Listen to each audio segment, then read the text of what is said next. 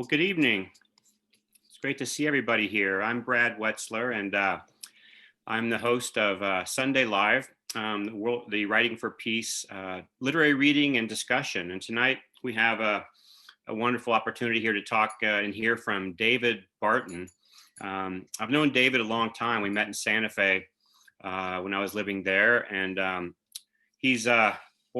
read a quick bio about him, and then we'll get him reading. But it's really going to be a special evening. So David Gilbreath Barton is an award-winning journalist and associate professor of humanities at Northern New Mexico College. From 1996 to 2001, he was the founding editor of Salt Journal, a finalist in the Utne Readers Award for Best Small Magazine in the Nation. He lives in Santa Fe, New Mexico with his wife.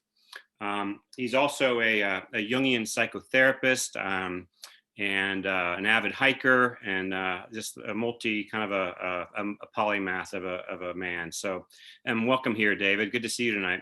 Yeah, really good to see you, Brad, and really good to catch up with you. And I'm honored to be here with this group, Writing for Peace.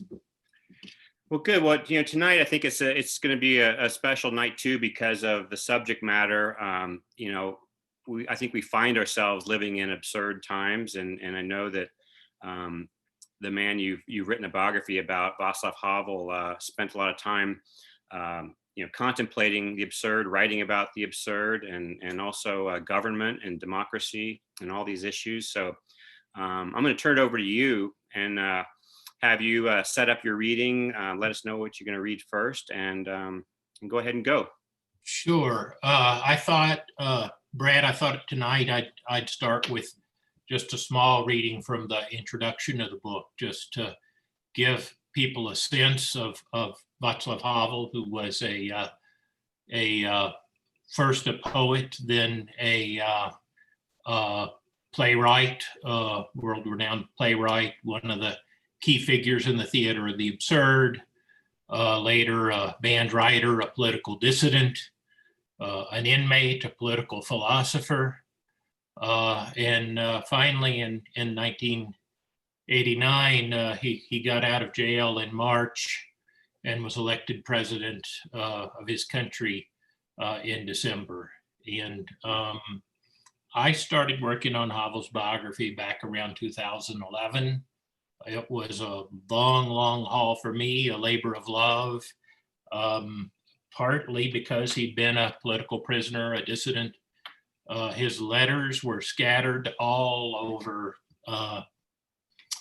Canada, the United States, a few of his letters still in the Czech Republic, but it was really hard to come across all of his writings and to get them translated, which I did myself and with the help of my wife. And, with that said, I think I'll just jump right into a reading that I'm hoping will give us a good sense of Havel. So this is from the introduction, part 1 of the book. By nightfall, the crowds gathered. In the central squares of the city, the mourners lit votive candles whose small flames seemed like fragile witnesses under the darkened sky. Vaclav Havel, the conscience of the Republic, had died that morning, December 8th, 2011, 2 months after his 75th birthday. Many of the mourners stood at the foot of the statue of St. Wenceslaus, the good king of ancient Bohemia, the Rex Justus, who was remembered by all as a medieval philosopher king. There in front of St. Wenceslaus, the crowd laid down wreaths and candles and placards painted with large red hearts. Many wept. In the dark years, Havel would come to the statue of St. Wenceslaus many a time. As a dissident, he had laid a wreath here and ended many a demonstration, usually paying homage to one of the martyrs of communism.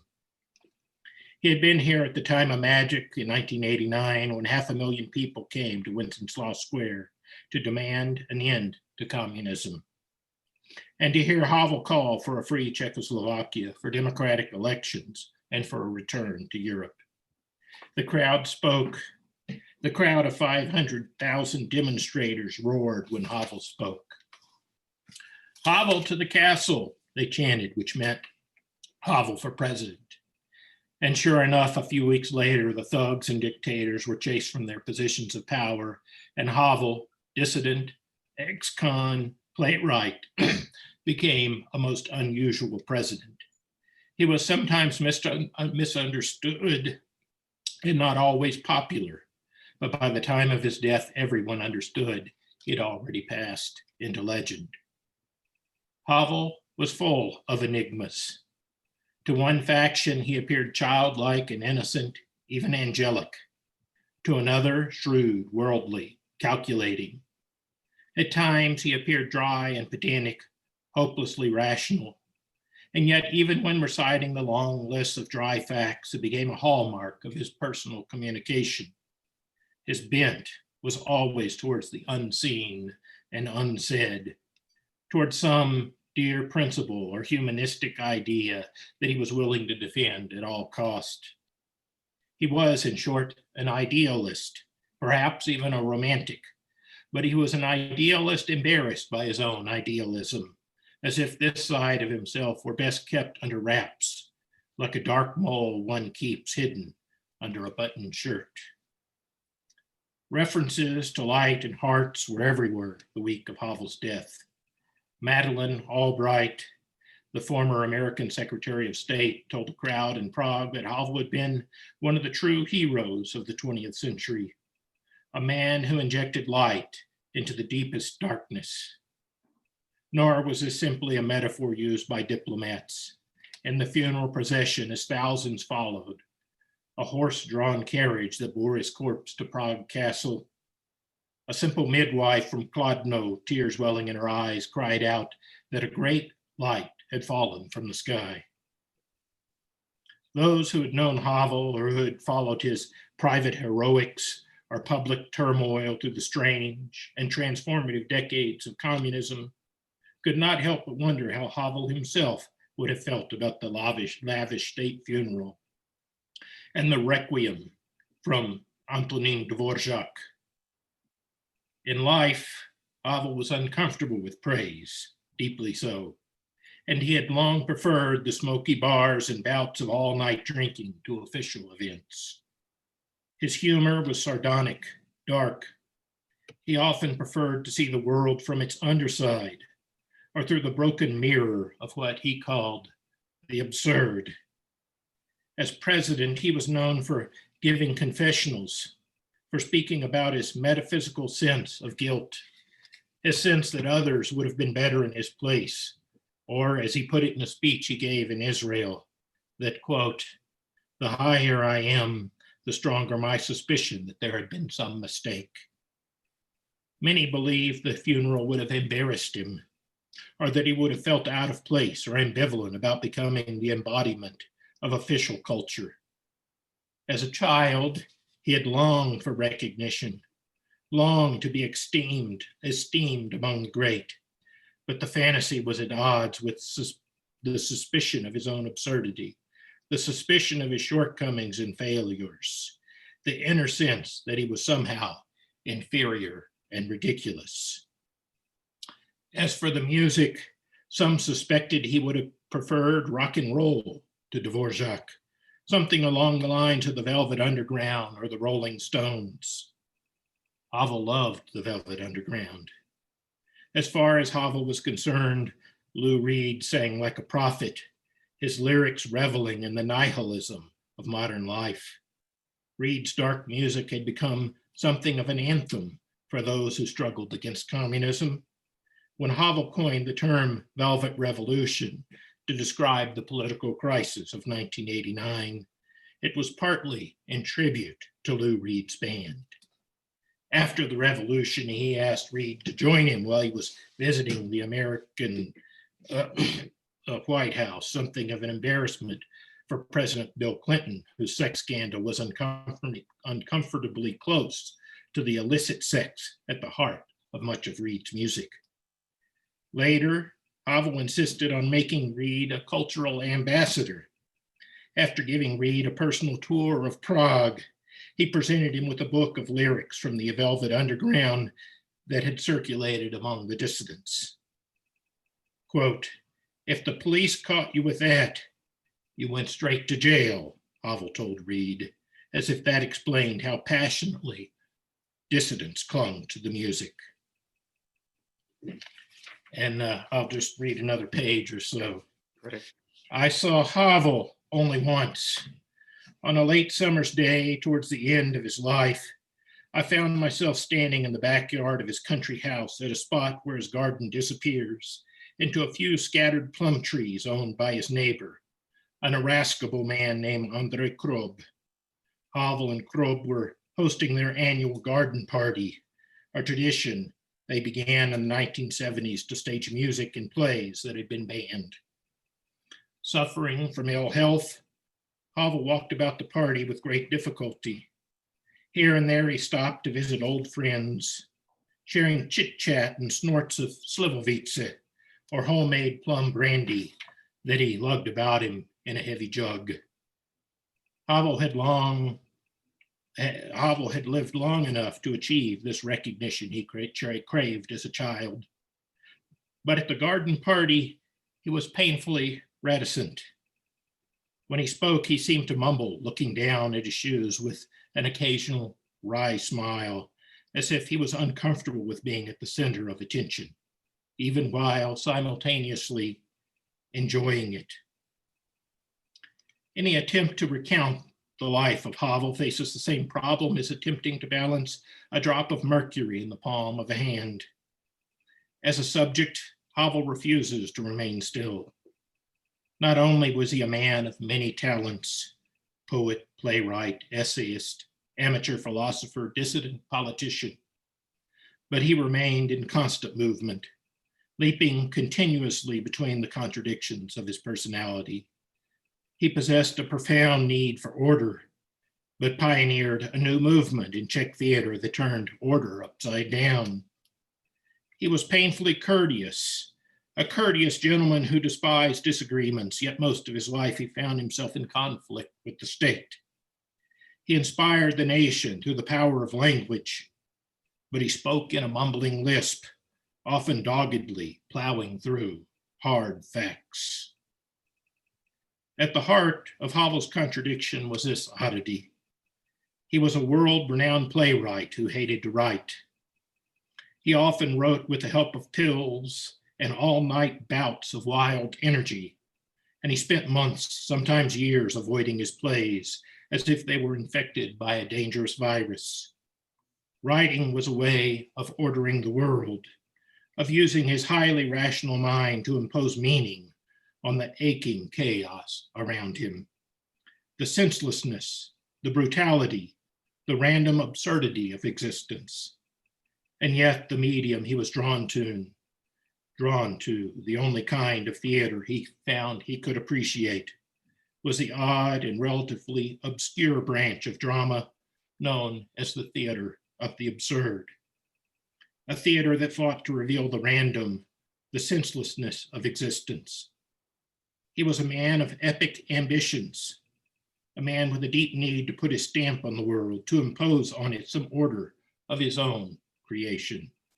And yet he was also suspicious of his ambition, suspicious of authority and control, suspicious not just of the 20th century, but the entire direction of the modern world, suspicious of our understandings of power, of the rational scientific attitude that had conquered the national world and alienated us from it, and of the industrialized mind that had mechanized the world and turned us into machines.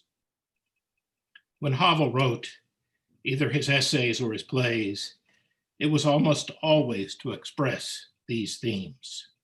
His plays were partly an act of exorcism, and the act of writing tormented him. His friends suspected that he became a dissident and later a president as a way to avoid finishing his plays. So that's a bit of the introduction to the book, to give you a sense of Havel, who The actor Robert Redford once said after meeting him was a man in contradiction with himself. Mhm. And I think that's maybe enough, Brad, enough of sort of an introduction for Yeah. us to, have a bit of a conversation. Yeah, I guess I'm fascinated to learn. I mean, I remember you starting this project 9 years ago, but can you talk a little bit about how and why Havel kind of took hold of you, and maybe talk about what it was like to live in his head and maybe him in your head for 9 years? Yeah, well, my daughter was born in Prague. My daughter was born in Prague. My wife is Czech. I lived in what was then Czechoslovakia for 3 years, and I was taken by Havel, just taken by him, by not only by his plays, but by his, I think, profound critique, not only of communism, but of the modern world. And, a critique in which he largely saw communism as a sort of final result of modernity, of the Enlightenment, of the conquest of the rational mind over everything, including nature and human nature. And there was a quote that often haunted me when writing about Havel, and it came from a speech he wrote in 1984, a rather symbolic year, and it was for a university in France that had given him an honorary doctorate, and he couldn't attend, so the playwright Tom Stoppard, the English playwright, read his speech, and in that talk given by Stoppard for Havel, he talked about life on the east side of the Iron Curtain under communism as being a convex mirror of the modern world and of the West. In other words, it showed in exaggeration sort of the illness of modern society as a whole. I was really taken with that, and 25 years later, after I first read that quote in the 1990s, I see him as more prescient than ever. Yeah. Can you talk a little bit more about your process of writing this book? And I guess knowing that you're a Jungian psychotherapist, and I know that you have dream journaled for a long time. Can you talk about sort of how Havel, existed for you, and how you brought him to life, and just talk more about the process and please. Yeah, so I'm sort of recognizing this is a group that has a lot of literary people, a lot of writers, a lot of creative artists. Is that right? Correct. Brad? Yes, absolutely. Yeah. So, one of my understandings of the writing process is it's something for many people, I think, something like prayer and meditation. It's a way of getting into a way of not only understanding a sort of finding our authentic voice, but also getting out of daily consciousness, right? Trying to find the voice that will say things that feel wiser than what we already know. So, for me, I don't know that I have any one particular process. I kind of always laugh at that term, Did he show up in your dreams, David? Can I interrupt you? Did he show up in your dreams? More in my body, I think, living with somebody that closely, reading, translating, something like 600 letters, reading and rereading his plays, trying to get into his head. I felt, if anything, what that did to me is make me more constipated, sort of more in contradiction to myself, Mm. uh, the couple of weeks I spent, writing about his prison years, I was had a horrible bout of sympathetic hemorrhoids, much like the ones that Havel had in prison. So it was a bit like being undergoing his tortures in order to understand him better. Very interesting. Well, what do you have to read for us next, Dave? Yeah, there were a couple of different directions we might go in. But one I thought I would do that, maybe this makes most sense for where we've been going, since it's a little bit about Havel as a writer, a little bit about his writing process. And to set up this chapter, this will just be a shorter reading. Havel had been one of the literary intellectuals who spoke out during the Prague Spring, calling for democratic elections. On August 20th, 1968, the Soviet Union responded, along with the 5 Warsaw Pact countries, with invading the country to stop the democratic process. And typical of Havel, he was with a close friend, the actor Jan Triska, and both of their wives at an all-night drinking party in the town of Liberec. And they were still listening to rock and roll at daylight, which comes about 4 to 4:30, when they heard the tanks rumbling through the streets. And Havel and Jan Triska immediately barricaded themselves in the local radio station and broadcast for 3 days. At that time, or after that time, Havel felt he was in personal danger. His life might be in danger. He was certainly in danger of going to prison. And his response was to try to make a personal peace, to retire to his cabin near the giant mountains and just live this kind of separate life, just to become a writer in solitude. And that only worked for him for a small amount of time, because he decided that he just couldn't endure living in the society without speaking up. So this chapter is about his retreat to his beloved Hradeček.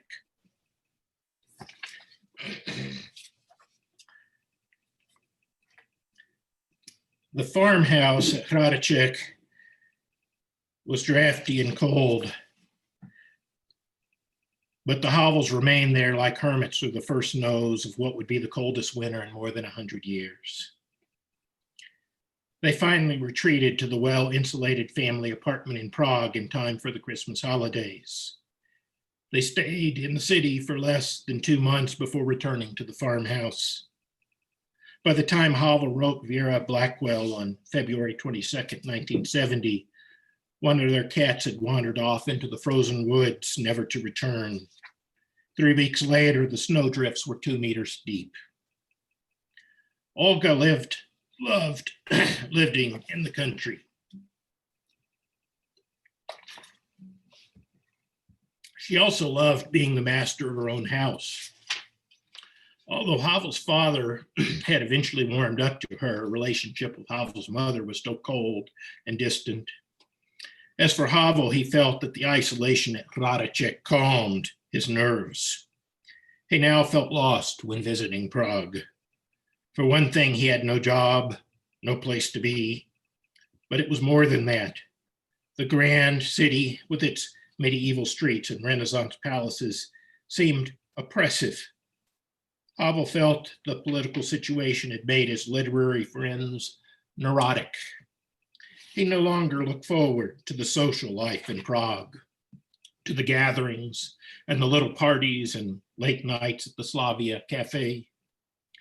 Instead, he worried constantly about who he should and shouldn't visit, and whether being seen with a friend might get them into trouble with authorities. Even inviting someone over to the apartment was fraught with unpleasant complications.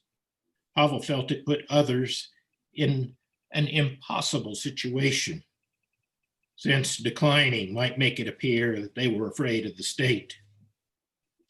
With his highly developed sense of courtesy, Havel worried it was rude to even ask. By 1970, the basic outlines of the future could be seen.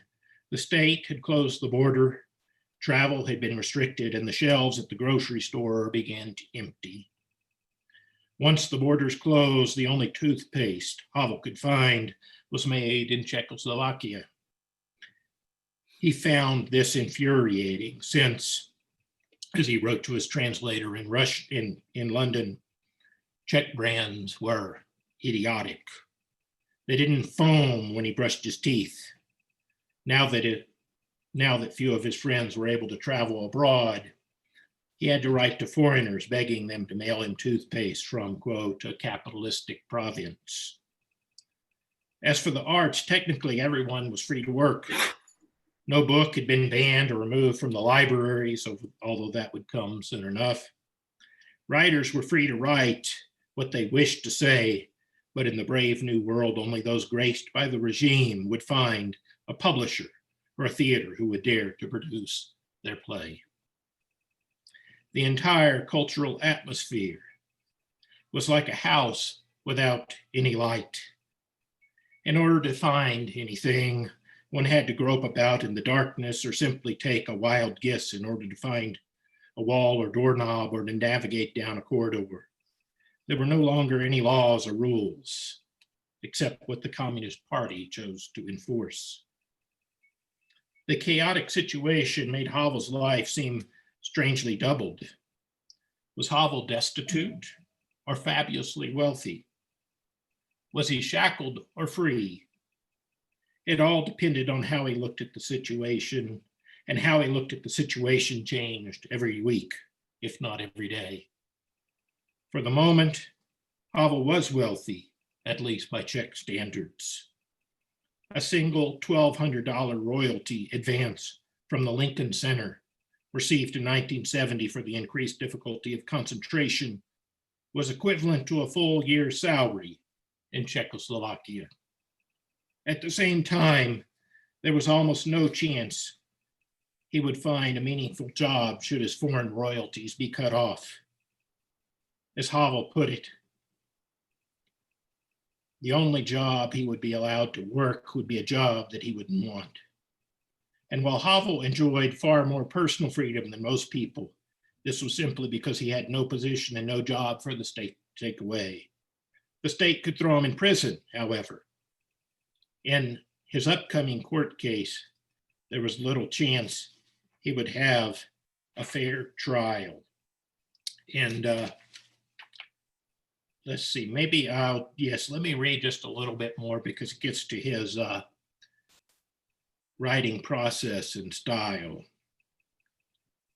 The plays rarely came to him easily. Havel wrote slowly and with great difficulty, often giving in to despair or recriminating himself for not writing more quickly or having more ideas or more talent. Havel tended to piece together his plays as if they were a strange geometric puzzle. He often became obsessed with repeating elements from scene to scene, putting words or slogans of one character in the mouth of another, or replaying entire conversations as if the characters on the stage were broken records. He used such devices to create an aura of absurdity, evoking a world that, as he put it, felt frightening, schematic, almost machine-like. He thought of this as an attempt to unveil the fantasies underneath the communist ideology, but he was working out his own obsessions as well. Writing The Conspirators, that long, snowy winter of 1969-1970, Havel felt back on all the writing tricks that had served him so well in the past. He experimented with writing quickly, slowly, either spontaneously or by exact schedule, by hand, by typewriter, by day and by night. At the center of his writing process was what he called a thinking scheme, quote unquote, basically a web of connections that made up the heart of the play. The thinking scheme might be abstract or philosophical, but in order to be effective, it had to be deeply personal. It had to reach deep into his life, evoking the questions and problems that he kept picking at like an old scab. And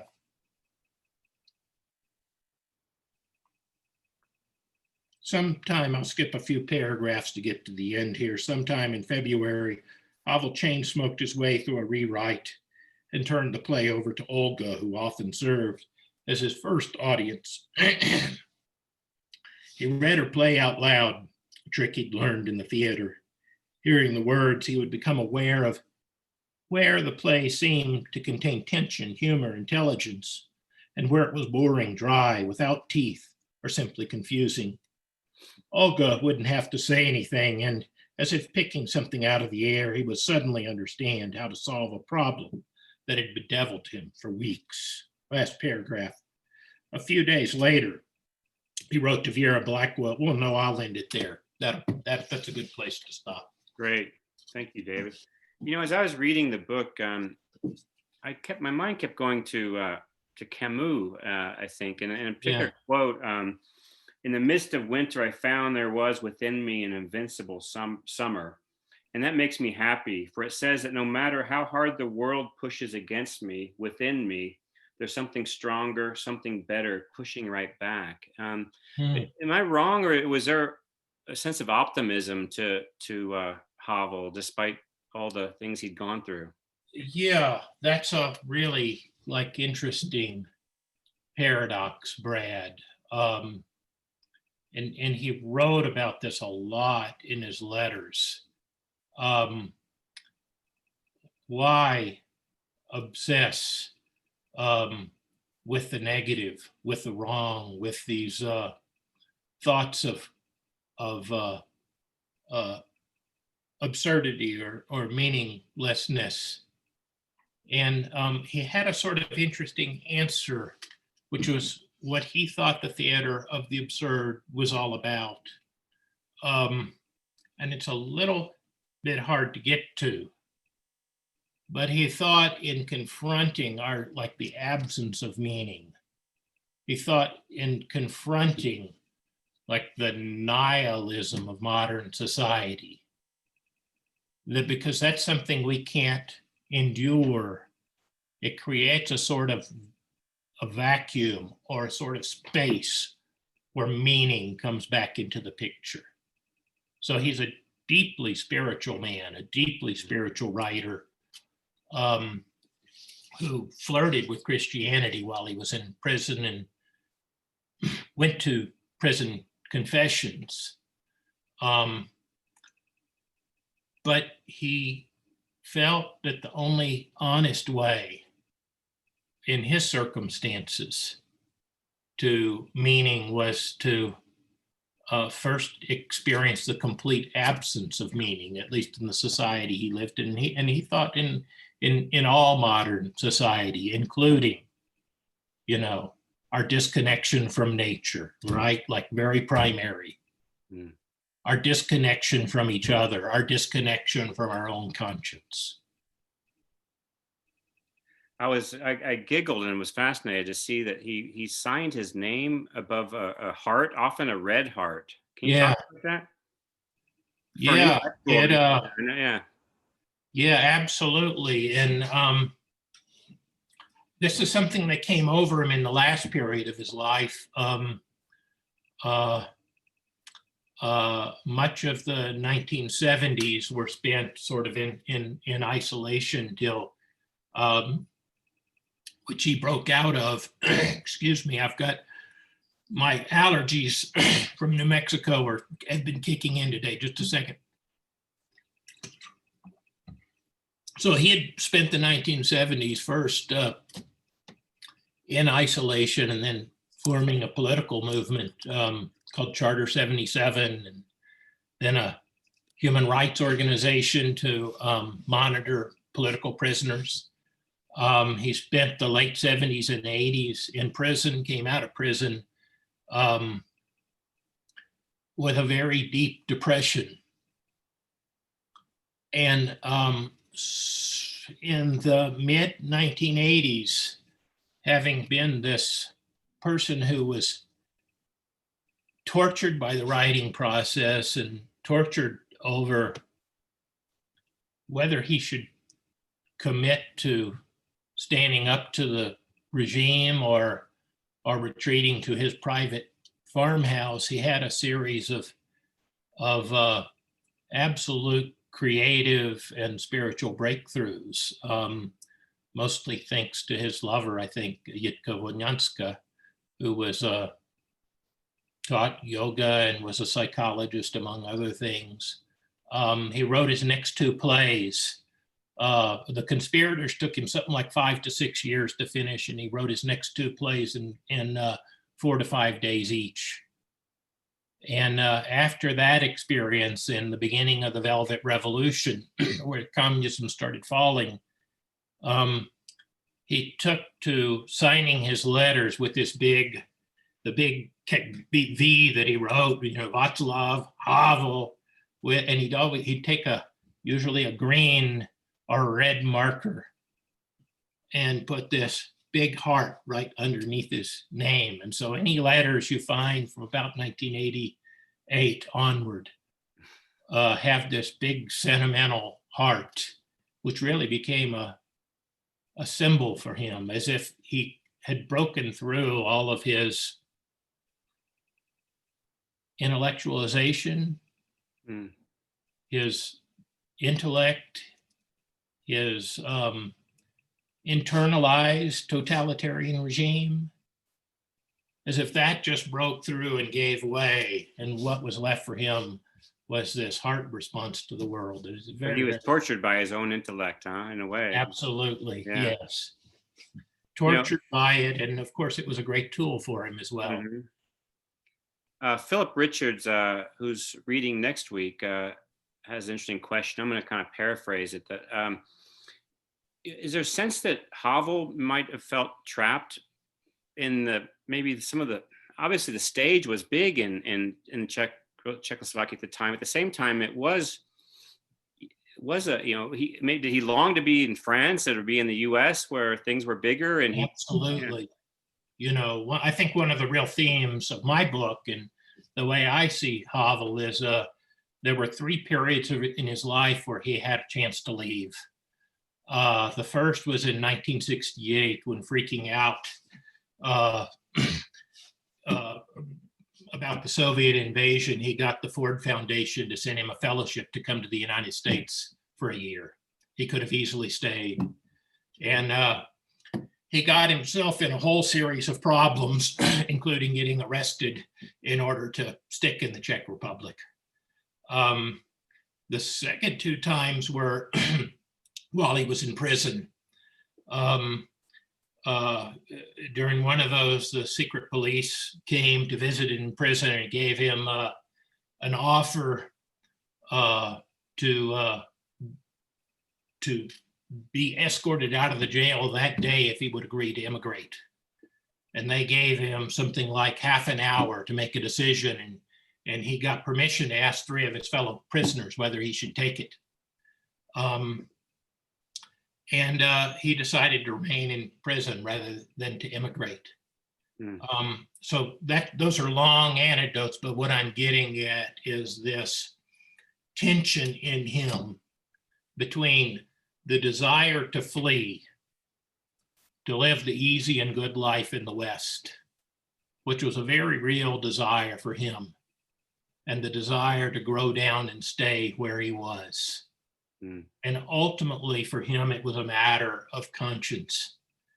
He felt and wrote about the problem in 1968 as he had been one of the intellectuals who had sort of forced the situation that led to the collapse of the Prague Spring. he had an easy out to leave as a world famous playwright. But what would that do to the culture if all the playwrights and artists and intellectuals and poets left and fled? Mm. So there was this real sense of, do I stay or do I leave? Can I stay at Radicek and just write and have my own separate piece with the regime? Or do I have to stand up and speak? Is there a sense of obligation and sacrifice and listening to my conscience that is required of me by from out of my own sense of being? I'm seeing an opportunity for an awkward transition here. That should I stay or should I go? So he was a rock and roll fan. That was a Clash line there. Yeah. Can you talk about his obsession with Lou Reed and the Velvet Underground, and how rock and roll fed his? Yeah, it was fed his big spirit? for him. It was big for him. Part of that was the '60s and the magic of Lou Reed and the Velvet Underground. He had a chance to visit New York in April of 1968. He was there for 2 to 3 weeks to see the world premiere of one of his plays. I don't remember which one it was. And he marched in the street with the hippies. He sort of loved and fit, the hippie movement. And yet he was not of them, right? He was a world-class intellectual, somewhat stiff, somewhat, way too rational. But then later in the 1970s, he joined forces with the Dlouhivasi, what they call in the Czech Republic, the long hairs. And the Czech hippie movement became, sort of a cornerstone of at least one portion of the Charter 77 movement. I don't know what drew him to rock and roll, but it was certainly Mm-hmm. like that sense of American freedom, Mm-hmm. right? And he was attracted to the idea of America as certainly like a symbol for him of freedom and liberty and the ability to do what you want. Do you think his own restraint and his personality, maybe that was an outlet for him to fantasize about? Yeah. Yeah, and so that's the constant struggle with him. His Right. personal sense of restraint and the way he's always drawn to people who have no restraint whatsoever. Yeah, what he couldn't have, right? Yeah. What would he have to say about the protest movements in America, and what would he have advice? How would he speak about that, or to us today? He once said he hated revolutions; they were too messy. And of course, he led one in Czechoslovakia. He had a lot of fantasies about his American experience in '68. That was an important moment for him. And as a dissident, he spent a lot of his adult life in petitions, protest marches, such as they were in Czechoslovakia. So I think he'd have a real fondness for what's going on. On the one hand, a real fondness. On the other hand, for Havel, sacrifice, the idea of sacrifice and conscience is absolutely key. So, I think he had a real skepticism about part of the American character. And, our sense that, we can make, today, post Havel, that, we can make a Twitter post or say something on Facebook, and we've fulfilled our obligations as citizens. He was very clear that citizenship required very active participation, especially by those who were educated, especially by artists, especially by people who had a sort of a sense and a vision for society. There's a sort of, that's a Central European tradition that artists have a role in the political situation. We just don't have that, I think. What would he say about Facebook and social media today? I mean, what do you think he would? Facebook's this queer form, isn't it? I mean, I love to get on Facebook because I can check in on you and a couple of other people I see here that I know, like Ann Yeomans or Terry Mueller. And but it's also, primarily this narcissistic vehicle, isn't it? Mm, I mean, social media is all about me. What do I have to say? Who will like me? There's very little we involved. Now that's my take, but I think that we all enjoy that narcissism to some extent. mm-hmm. But where is the sacrifice? Where is the sense of engaging our own moral consciousness? And I remember about 20 years ago, many of us started talking about what was happening to civic society in this country. There was those really interesting studies about the loss of bowling leagues, for instance, the loss of citizenship participation in city council meetings, neighborhood associations, churches, synagogues. So now we've got the extreme of that, right? We sit at home and engage on Facebook or Twitter. Yeah. And, Ironically, though, David, I just read today that Facebook is coming up with emergency measures to take for during post or pre and post election. And I think one thing we're seeing is just how much this platform has affected the social fabric of our nation, the world. Just interesting how.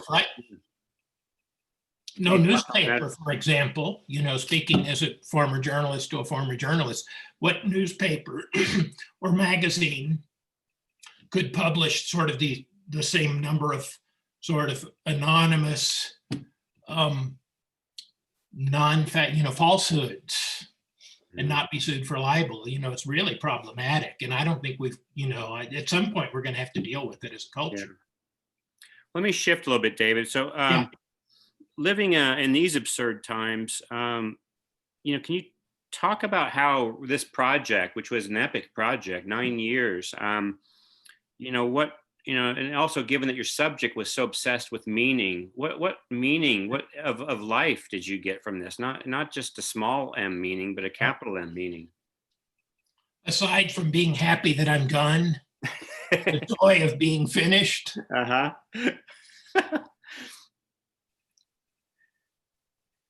I think it's hard for me to step back far enough and answer that. He's been an important part of my life for a long period of time. I'm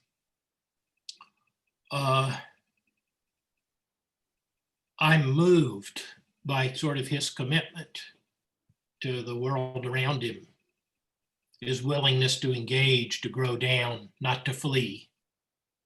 Can each of us live up to that? Probably hardly so, given his standard that he set. Mm. But I see it in this country, actually. Oddly enough, I'm a lifelong liberal. I see that kind of commitment more actually in the Republican Party right now, like the Lincoln Project, the Republicans who are standing up and saying, I'm going to put country above party. People who have been willing to give up their careers, any future in the Republican Party, to say, the stuff that's going on out of our White House just, cannot continue. Mm-hmm. That takes real moral courage, I think. Right. Well, what else do you have left to read for us tonight? Well, I've got a real downer I could end with. And, Havel did spend most of his life with physical bouts of illness. And let's see if I can find it. While you're looking for it, I actually have one more question I thought of. I know how hard you tried to get another meeting with him or get a sit down with him. Yeah. and I know it didn't happen, that he got ill and he stonewalled you first for quite a while, and then he got Yeah. ill, and then he died. Yeah. What was missing that you hoped to get? And or do you think it was somehow poetically right that it didn't happen?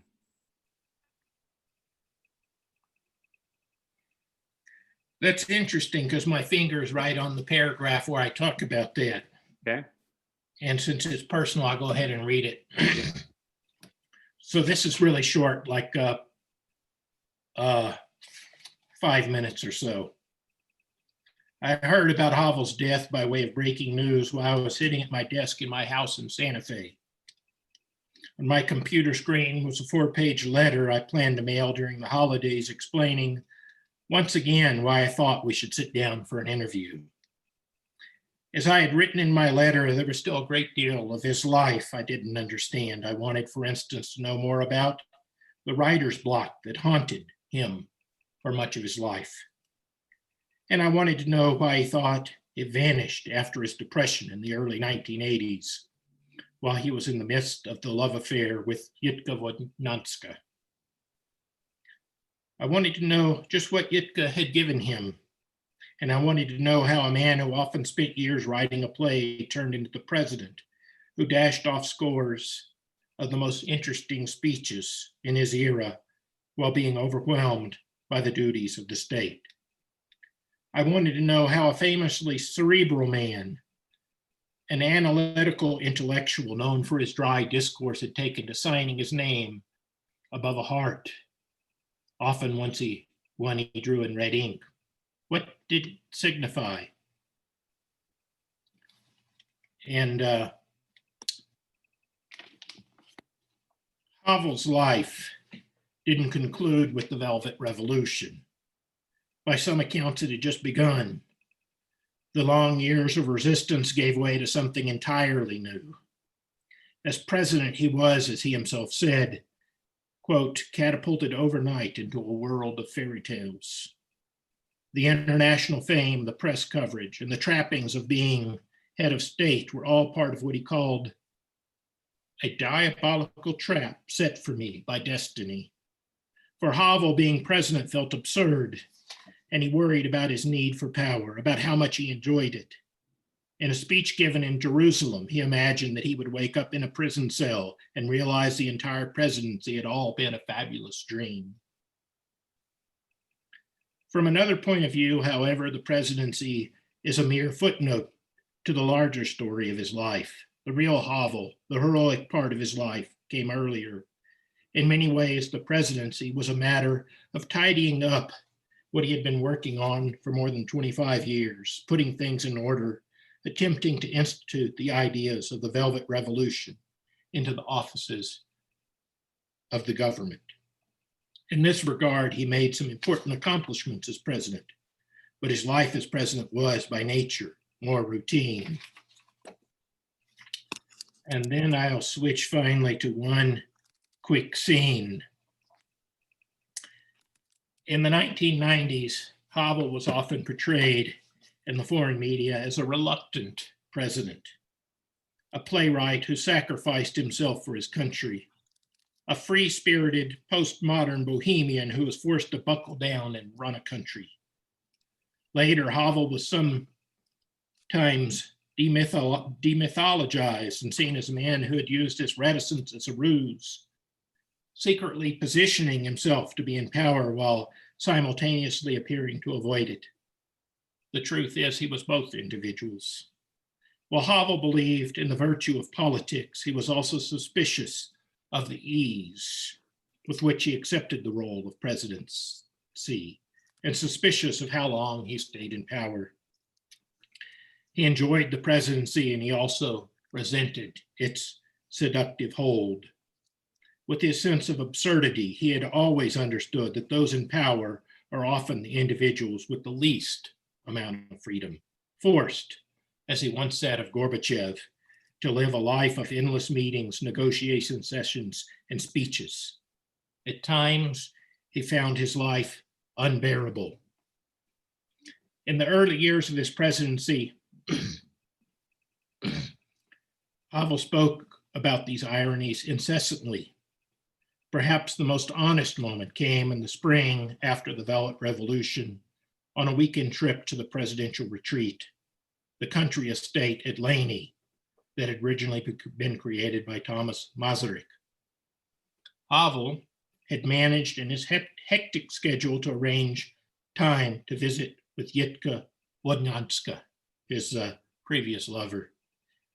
Olga, perhaps feeling guilty for separating the two back in 1988, had graciously disappeared back to Prague so that the two old lovers could be alone for a few hours. Havel explained to Yitka what he was learning about the office of the presidency and showed her his new diplomatic passport, which listed his profession as president, a source of deep amusement. Last paragraph. Later, while they were on the sofa, Havel put his head in her lap and told her this was the first moment's relaxation he had had since becoming president. He then cried softly, and she gently stroked his hair. Havel told her, "What have you done to me? I feel responsible for the whole world. This is worse than prison. There I was responsible for myself only. Here, not only am I watched, but I cannot make a single mistake." Mm. And so for me, that's the ultimate sort of act of him growing down into a sort of obligation, a sort of continuation of his life's calling that was not easy to reconcile with. Thank you, David. We've got just a couple more minutes. I'm happy to unmute folks, and if there's anyone has a question they wanted to ask David, just have a few minutes.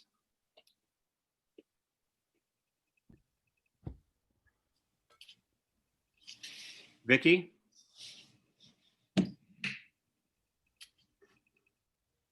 Nope. You got to unmute yourself, Vicky.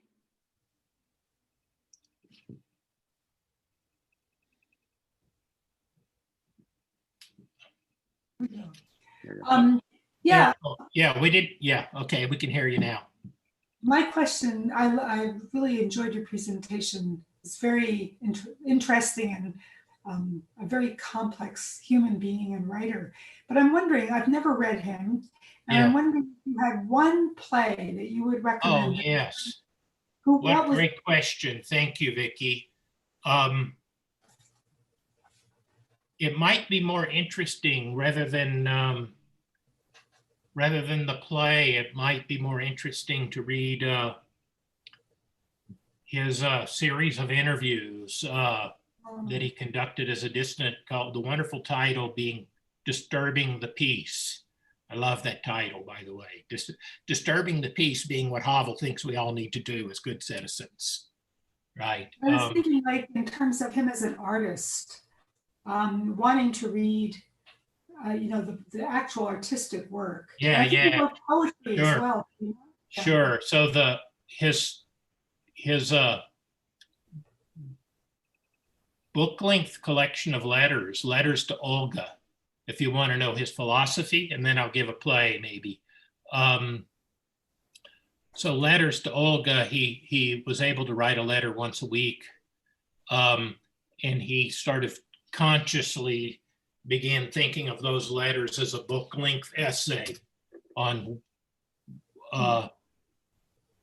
not only the theater, his sort of vision of life and the role of us as human beings in the world together. So that's letters to Olga. And then maybe a play. I'm trying to think of what like one of his a really fun play might be something like, I'm thinking one of those two last plays he wrote where he just sort of broke out and wrote them in these almost trance states. So Temptation, which is his version of the Faust story, which he had been haunted by for many years. Okay, thank you. Thank you, David. Yeah, thank you, Before Brad. before we say goodnight, do you have a next project? I mean, I know you have a busy life, you have clients, and but do you have a next writing project? Well, I have a notebook full of projects, but I'm still sort of in the stew and working on what that might be. I know Great. you know and appreciate what that's like. I do. I think many of us here do. Well, thank you, David. And Phil, I saw you on mute, but we're going to have you next week. So I'm looking forward to having Phil next week. So next week is Phil Richards. He's a literary journalist, a memoirist, a scholar. His memoir is about growing up Black in Cleveland, and he's written a lot about